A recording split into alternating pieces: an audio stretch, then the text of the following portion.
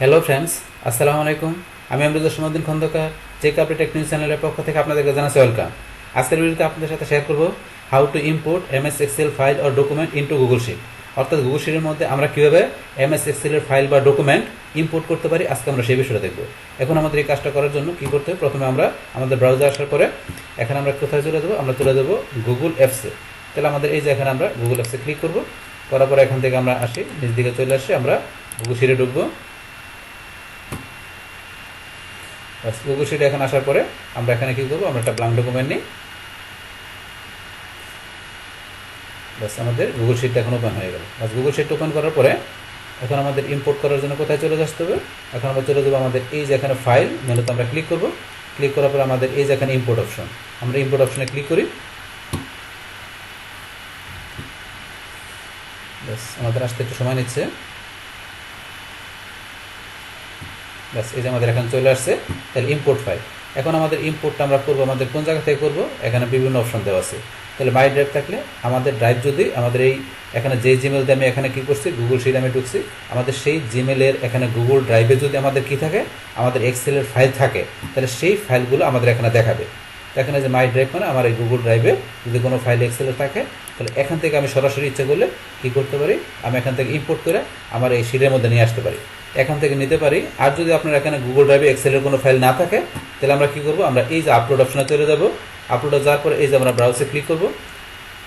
ব্রাউজে click করার পরে আপনার এখানে আপনার ড্রাইভে বা আপনার ফোল্ডারে আপনার কোথায় রাখছেন, আপনার হার্ড ডিস্কে আপনি কোথায় রাখছেন আপনার এক্সেল ফাইলটা, সেখান থেকে আপনি এখানে দেখাই দেবেন। তাহলে এখানে ধরুন আমি কোথায় রাখছি, আমার ডকুমেন্টের মধ্যে এই যে এক্সেল ডকুমেন্ট, আমার এগুলো এক্সেলের ফাইলগুলো এখান থেকে ধরুন আমি যে কোনো একটা ডকুমেন্ট নিচ্ছি। তো এখান থেকে ধরুন আমি কোনটা নেব, ধরুন এমপ্লয় সেলস রিপোর্ট, এটা আমি নিলাম। নেওয়ার পর এখন ওপেনে ক্লিক করি। এই যে ধরুন আমার একটা ইম্পোর্ট ফাইল, তাহলে আমার যে ফাইলটা এখানে চলে আসছে, আসার পরে যে XLS এটা আমার হচ্ছে গিয়ে এক্সেলের ফাইলটা, যেটা এখানে ইম্পোর্ট লোকেশন, এখানে কিন্তু কয়েকটা অপশন দেওয়া আছে যে আপনি কীভাবে করবেন। এটাকে রিপ্লেস স্প্রেডশিট হিসেবে করবেন, না ইনসার্ট নতুন শিটে একটা ইনসার্ট হবে আলাদা একটা শিটে, নাকি আলাদা একটা স্প্রেডশিট ওপেন হবে, তো কয়েকটা অপশন দেওয়া আছে। এখানে প্রথমে এটা দিয়ে দেখি, আমি ক্রিয়েট নিউ স্প্রেডশিট দিলাম, দিলে এটা আমাকে নতুন আরেকটা স্প্রেডশিটে এটা কী হবে, আমার এটা ওপেন হয়ে যাবে। তাহলে আমি ইম্পোর্ট ডাটাতে ক্লিক করি।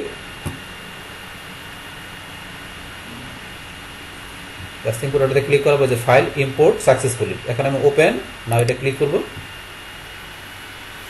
ক্লিক করার সাথে আমার এই যে এমপ্লয় সেলস রিপোর্ট যেটা আছে, এটা আমার কি হয়ে গেল, আমার ওই হার্ডড্রাইভের ফোল্ডার থেকে এখানে আমার ইম্পোর্টে চলে আসলো, এটা চলে আসলো এখানে।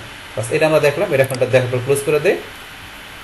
বাস ক্লোজ করার পরে এখন যদি মনে করেন আমি এটা এই নতুন শিটে না করে আমি কি করবো, আলাদা একটা আমি নতুন একটা স্প্রেডশিটে না করে আমি আলাদা একটা নতুন শিটে করবো, যে শিট ওয়ানের পরে শিট টু নামে আলাদা একটা শিট চলে আসবে। এখানে ইনসার্ট নিউ শিটে ক্লিক করবো। করার পরে এখান থেকে আমরা চাইলে থিম ইম্পোর্ট করতে পারি, আমরা যে প্রয়োজন পড়ে তাহলে করতে পারি, আমরা করবো না। এখানে ইম্পোর্টটা ক্লিক করি।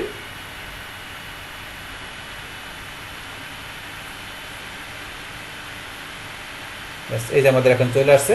তাহলে এখানে আমার যে ইগুলো আছে, এখানে এমপ্লয় সেলস রিপোর্টের মধ্যে যে আমার শিটগুলো আছে, এখানে সবগুলো শিট এই যে এখানে চলে আসছে। যে এখানে আমার যে কাজগুলো করা আছে, আমার প্রত্যেকটা শিট এখানে চলে আসছে। তাহলে এখানে যে এমপ্লয় সেলস রিপোর্টের মধ্যে আমার এখানে যতগুলো শিট ছিল, অতগুলো কাজ সবগুলো ধরুন এখানে আলাদা আলাদা শিটের মধ্যে চলে আসছে, সবগুলো চলে আসছে এখানে। তো এইভাবে আমাদের এক্সেলের যে ডকুমেন্ট বা ফাইল থাকবে, তার ভিতরে আমাদের যে কাজগুলো থাকবে, সেগুলো ইচ্ছা করলে আমরা এইভাবে গুগল শিটের মধ্যে ইচ্ছা করলে এইভাবে ইম্পোর্ট করে নিয়ে আসতে পারি।